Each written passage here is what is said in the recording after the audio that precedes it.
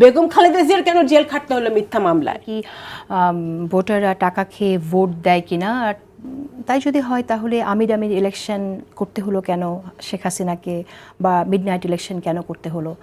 এটা আমি মনে করি যে হয়তো সব মানুষ এরকম না, তবে টাকার খেলা, কালো টাকার খেলা ব্যাপারটা আছে। কতটুকু আছে একটু আপনার অভিজ্ঞতা থেকে। যদি টাকা খেয়েই মানুষ ভোট দিত, তাহলে যখন কেয়ারটেকার গভর্নমেন্ট চালু ছিল আমাদের দেশে, সেই কেয়ারটেকার গভর্নমেন্টের সময় তখন কিন্তু মানুষ দে জাজমেন্ট, একবার তারা আওয়ামী লীগকে জিতিয়েছে, একবার তারা বিএনপিকে জিতিয়েছে।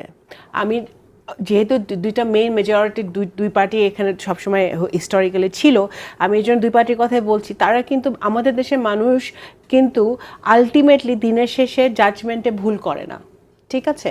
সো তাদেরকে বোকা ভাবার কোনো কারণ নাই। আপনি যদি বলেন যে জনগণ টাকা খেয়ে ভোট দেয়, তাহলে এই যে জনগণ রাস্তায় নামলো, এই যে আপনার রক্ত দিল, আপনার কোটার আন্দোলন দেখেছি, আমরা রোড সেফটির আন্দোলন দেখেছি, নিরাপদ সড়কের আন্দোলন দেখেছি, ছেলেমেয়েরা রাস্তায় নেমেছে, গার্জিয়ানরা রাস্তায় নেমেছে, সাধারণ জনগণ রাস্তায় নেমেছে। এখানে তো টাকার প্রশ্ন না, এখানে হচ্ছে যে আমার দাবি, আমার যেটা রাইট, আমার এই দেশের নাগরিক হিসেবে আমার যেটা প্রাপ্য, সেটার জন্য আমি আন্দোলন করছি। এবং সেই জায়গা থেকেই কিন্তু প্রত্যেকটা রাজনৈতিক দলের নেতাকর্মী মাঠে থাকে এবং ভোটাররাও সেই জায়গা থেকে ভোট দিতে যায়, ঠিক আছে না? এখন আজকে ইউনূস সাহেবের দায়িত্ব নিতে হলো কেন? আজকে ইউনূস সাহেবের গত বছর দায়িত্ব নিতে হলো কেন? এই হাজার হাজার নেতাকর্মীরা কেন জেলে গেল? এত লোক গুম হলো কেন? এত ছাত্ররা মৃত্যুবরণ করলো কেন?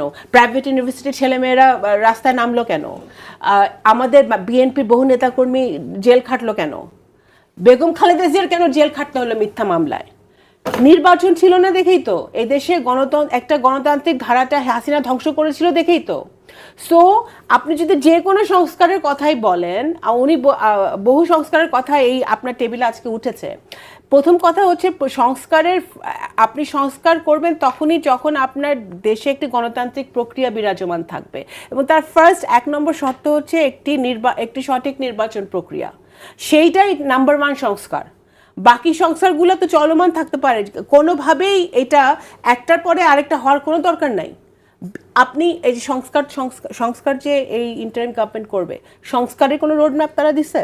তাদের কোনো সংস্কারের রোড ম্যাপ আছে? তাও তো নাই। July charter is one. আরও তো বহু রিফর্মস আছে। প্রত্যেকটা গণতান্ত্রিক প্রতিষ্ঠান যেগুলো হাসিনা ধ্বংস করে দিয়ে গেছে, ওগুলোকে ঠিক করার জন্য বহু রিফর্ম করতে হবে। সব রিফর্ম এই ইন্টারিম সরকারের করার কথাও না, তাদের কাজও না। যেগুলোতে ঐক্যমত হবে আপনি ঐক্যমত করেন, আপনি অ্যানাউন্স করেন। আপনার এই ডিলেটা করছে কমিশন এবং ইন্টারিম গভর্নমেন্ট।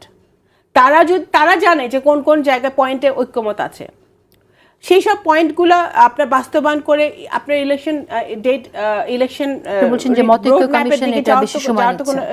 কোনো আমি বাধা দেখি না, যেখানে নির্বাচন কমিশন নিজেই বলছে যে নির্বাচন কমিশন রেডি নির্বাচন দেওয়ার জন্য। আসবো বড় আপনার কাছে।